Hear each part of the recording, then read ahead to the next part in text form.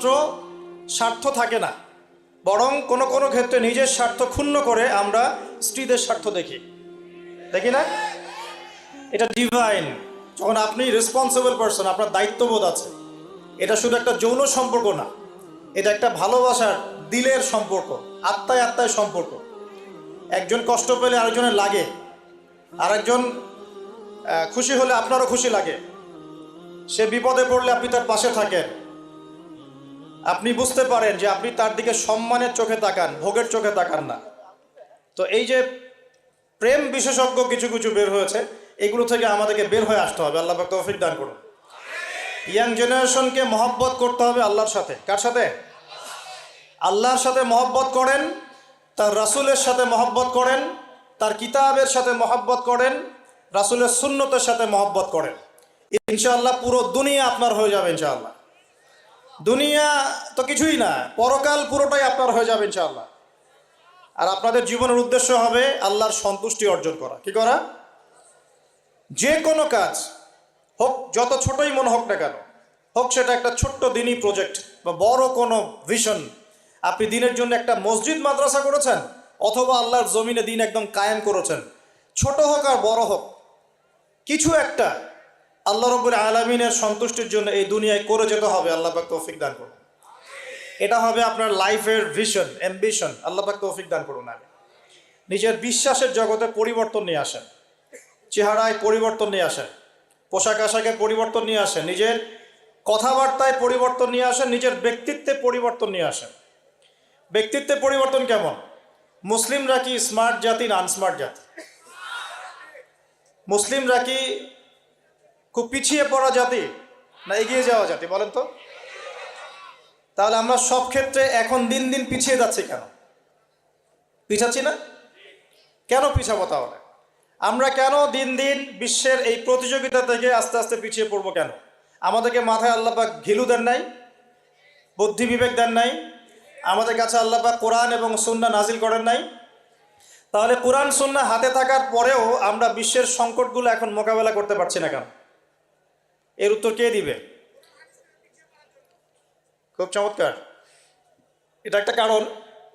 ভাই বলেছেন কোরআন এবং হাদিস থেকে পিছিয়ে পড়ার কারণে। আমি বলছি এর সাথে আরেকটা কারণ হচ্ছে কোরআন হাদিসকে আমরা বর্তমান প্রেক্ষাপটের সাথে মেলাতে পারছি না।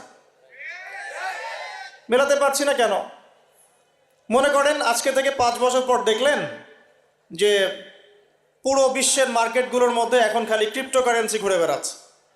হ্যাঁ, মনে করেন, কিছু বলেন না, কারণ এখানে অনেকে আছে তারা আমার কথাগুলোকে ভবিষ্যৎ বক্তা মনে করে। কি মনে করে? এই যে আকাশে মেঘ আছে না, এখন যদি আপনি বাসা থেকে ছাতা নিয়ে বের হন, তার মানে কি এই যে আপনি ভবিষ্যৎ জানেন? কথা বলেন দেখি। মনে করেন আসমানে মেঘ জমেছে, এখন আপনি বাসা থেকে বের হওয়ার সময় ছাতা নিয়েছেন, তার মানে কি আপনি গায়েবের খবর জানেন? তার মানে কি আপনি ভবিষ্যৎ বক্তা? নাকি আপনার দূরদর্শিতা আছে? কোনটা? ইন কেস যদি বৃষ্টি হয়ে যায়, আমার কাছে কি আছে? ছাতা। এই স্মার্টনেসটা অর্জন করা কি উচিত না? কোরআন সুন্নাহ থেকে যদি আমরা এই বিষয়গুলো জানতে পারি, তাহলে বিশ্বের প্রতিযোগিতায় আমরা এগিয়ে যাব না? মনে করেন আপনি 5 বছর পর দেখলেন যে সব কিছুই চলে যাচ্ছে, এখন ক্রিপ্টোকারেন্সি ঘোরাফেরা করছে। এটা কি? এটা কাকে বলে? এটা জায়েজ না না জায়েজ? এর মধ্যে সুদ আছে কি নাই? এর মধ্যে জুলুম হবে কি না? গরিবের সম্পদ এখানে আত্মসাৎ করা হবে কি না? এগুলোর সলিউশন কোরআন সুন্নায় নাই। আমরা যে বড় গলায় বলি যে কোরআন এবং সুন্নায় সমস্ত বিষয়ের সমাধান আছে, বলি না আমরা? তাহলে এই সমস্যার সমাধান কোরআনে থাকবে না? হাদিসে থাকবে না? তাহলে এখন যদি আপনি স্মার্ট হন, আপনি আগামীর জন্য পদক্ষেপ নিতে পারবেন, বুঝতে পারবেন এটা কি, এটা কেন, এটা কি জন্যে নাজিল করা হলো ওদের পক্ষ থেকে, আর কি ইহুদিদের পক্ষ থেকে। এর পিছনে ওদের ভিশন কি, ওরা কি চায়, মানব জাতির উপর কিভাবে তারা জুলুম করছে, এই প্রশ্নগুলোর উত্তর কি কোরআন সুন্নাহ আমাদেরকে দিতে পারে না? যদি আপনি গবেষণা করে খুঁজে বের করতে পারেন এবং খুঁজে বের করে আপনি সাধারণ মানুষের চেয়ে কিছুদিন আগেই বুঝতে পারেন যেটা হতে যাচ্ছে, তার মানে আপনার এই জ্ঞানটা কি জায়েজ না না জায়েজ? খিদির আলাইহিস সালাম যে বললেন নৌকাটা ফোটা আমি এই জন্যে করেছিলাম, নৌকা ফোটা না করলে ওই যে সমুদ্রের কি ছিল, জলদস্যু বা মালিক নৌকা নিয়ে চলে যেত। মনে আছে কোন সূরা? কোন সূরা? সূরা কাহফ। হ্যাঁ, তো মুসা আলাইহিস সালাম তো বুঝতে পারলেন না কেন তিনি নৌকা ফুটা করছেন। খিদির আলাইহিস সালাম একটা বাচ্চাকে হত্যা করলেন, মনে আছে? মুসা আলাইহিস সালাম বললেন, এটা কি করলেন আপনি? এমন একটা গর্হিত কাজ করলেন, জঘন্য কাজ করলেন আপনি একটা। মুসা আলাইহিস সালাম আবার প্রশ্ন করেছিলেন, কেন দেয়াল নির্মাণ করছেন, কি দরকার? খিদির আলাইহিস সালাম বলেছিলেন, এই দেয়ালের নিচে 2 জন এতিম বাচ্চার পৈতৃক সম্পত্তি আছে। এই 3টা ঘটনাতে খিদির আলাইহিস সালাম বেশি স্মার্ট না মুসা আলাইহিস সালাম? এখন খিদির আলাইহিস সালাম শুধুমাত্র বাইরের চোখ দিয়ে দেখেন নাই, তিনি বাহির ভিতর উভয় চোখ দিয়ে দেখেছেন। আর এই দেখার ক্ষমতাটা দিয়েছেন আল্লাহ পাক। কে দিয়েছেন? তার কি নিজস্ব জ্ঞান ছিল? আল্লাহ পাক তাকে জ্ঞান দিয়েছেন। আল্লাহ বলছেন যে আমি আমার এই বান্দাকে আমার পক্ষ থেকে জ্ঞান শিখিয়েছি। ওয়াল্লামনাহু মিন লাদুন্না ইলমা। আল্লাহ বলছেন আমি আমার পক্ষ থেকে আমার এই বান্দাকে জ্ঞান শিখিয়েছি। আল্লাহ পাক চাইলে আপনাকে অন্তর্দৃষ্টি দিতে পারেন কি না? এখন প্রশ্ন হচ্ছে, অন্তর্দৃষ্টি পাওয়ার জন্য কি কি করতে হবে, কি কি কাজ করলে আশা করা যায় যে আপনি নূর এবং বাসিরা পাবেন? আশা করা যায়। তার মধ্যে 1 নম্বর কাজ হচ্ছে নিজের অন্তরটাকে আগে কলুষিত মুক্ত করা। মানে অন্তরের মধ্যে কারো প্রতি হিংসা, বিদ্বেষ, রিয়া, অহংকার রাখা যাবে। অন্তর হবে একদম নিট অ্যান্ড ক্লিন। সবার কল্যাণকামী হবেন, সবার ভালো চাবেন, সবাইকে ভাই মনে করবেন। পারা যাবে ইনশাআল্লাহ? বরং মনে করবেন এই দুনিয়াতে সবচেয়ে পাপী মানুষ আপনি, বাকি সবাই ভালো। এই দুনিয়াতে সবচেয়ে খারাপ মানুষকে আমি নিজে, বাকি সবাই ভালো। নিজের গোনাহ নিয়ে, নিজের আমল নামা নিয়ে ব্যস্ত থাকতে হবে আগে। অন্যের পিছনে আঙ্গুল দেওয়া বন্ধ করতে হবে। পারা যাবে ইনশাআল্লাহ? 2 নম্বর, বেশি থেকে বেশি নামাজের সাথে নফল নামাজ, স্পেশালি তাহাজ্জুদ। এই সময় আল্লাহর পক্ষ থেকে কিন্তু আল্লাহর রহমত নেমে আসে। এই সময় যারা জাগতে পারে, যারা আলো জেলে রাত জাগতে পারে, তারা অন্যের কলবে আলো জ্বলার কাজ করবে ইনশাআল্লাহ। কথা কি ভারী মনে হচ্ছে? না, বলছি যে জাগতে হবে রাত, আলো জেলে রেখে, উৎসবের উৎসাহে। একটা কথা আছে না, ওই যে আমাদের সেকুলার যে কমিউনিটিগুলো আছে, ওদের সাংস্কৃতিক ডিপার্টমেন্টে এই কথাগুলো আলোচিত হয়। তারা বলে যে রাত জাগতে হবে উৎসবের উৎসাহে। আমরাও ইনশাআল্লাহ কোরআন এবং সুন্নাহ নিয়ে রাত জাগবো ইনশাআল্লাহ। পারবো তো ইনশাআল্লাহ?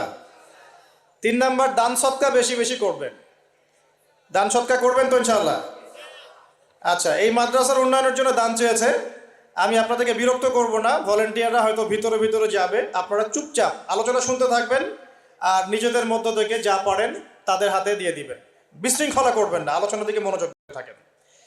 4 নম্বর, জিকির। আল্লাহ পাকের জিকির বাড়াতে হবে। কি করতে হবে? আল্লাহর জিকির 24 ঘন্টা চলতে থাকবে। অহেতুক কথা এবং কাজ বন্ধ করবেন। অহেতুক কথা কাজ বন্ধ। এই যে আমরা এখন অনলাইনের যুগে প্রচুর অহেতুক কথার কাজ করি, যে কথায় কোনো কাজ নাই, যে মানে কাজেও কোনো কাজ নাই, সেগুলো করতে থাকি আমরা।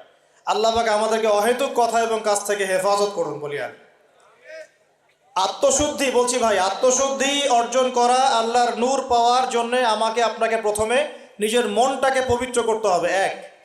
2, আমাদেরকে সলাতের পাশাপাশি নফল সলাত বাড়াতে হবে।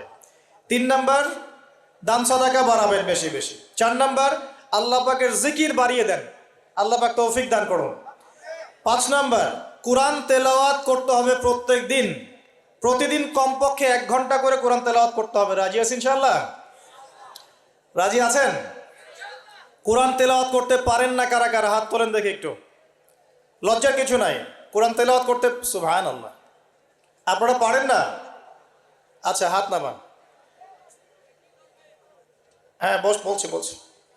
যারা কোরআন তেলাওয়াত করতে পারেন না, আমি 2টো অপশন বলি। 1, স্থানীয় কোনো মাদ্রাসায় গিয়ে ওলামায়ে কেরামের কাছে বসে বসে কোরআন তেলাওয়াত শিখবেন এই রমজান মাসে। রাজি আছেন? এই রমজান মাসে শিখতে হবে। রাজি আছেন? আরেকটা অপশন, অনলাইনে কোরআন শিক্ষার অনেক কোর্স চালু হয়েছে, বিভিন্ন একাডেমি কোরআন শিক্ষার কোর্স করাচ্ছে। যেটা আপনার ভালো লাগে সেখানে ভর্তি হয়ে এই রমজান মাসে কোরআন শিখবেন ইনশাআল্লাহ। রাজি আছেন? পারবেন তো ইনশাআল্লাহ? এই রমজান মাস হবে কোরআনময় মাস। কোরআনকে কেন্দ্র করে রমজান মাসটা অতিবাহিত করবেন। আল্লাহ পাক তৌফিক এনায়েত করুন।